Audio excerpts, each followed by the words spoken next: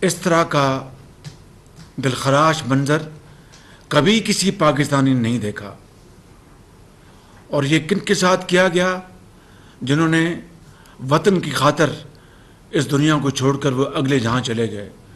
اور میں پھر وہ الفاظ دہرانا چاہتا ہوں کہ ان کی بیویاں بیوہ ہو گئیں، ان کے بچے یتیم ہو گئے، ان کے ماں باپ قیامت تک ان کے آنکھوں میں آنسو خشک نہیں ہوں گے.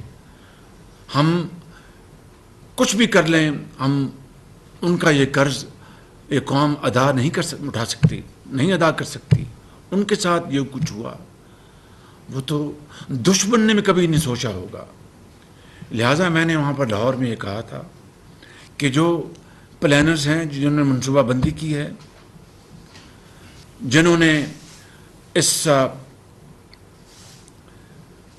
بلوائیوں کو اکسایا، ان کو لیڈ کیا، اپنے سامنے یہ توڑ پھوڑ اور گھروں کو آگ لگائی، اور دوسرے جو بڑے پرانے ریلکس ہیں ان کو اٹھا کر زمین پر پھینکا، ان کو توڑا، اور شہیدوں اور غازیوں کی بے حرمتی کی.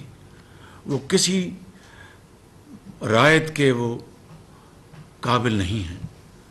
ان کو ہر صورت قانون کے کٹہرے میں لانا ہوگا. اور اگر وزیر اعظم بھی کہے کہ اس فلاں کو چھوڑ دو تو وزیر اعظم کا حکم ماننے سے انکار کر دو. اور بے گناہ کو کسی صورت بھی اس کو آپ تنگ نہیں کریں گے.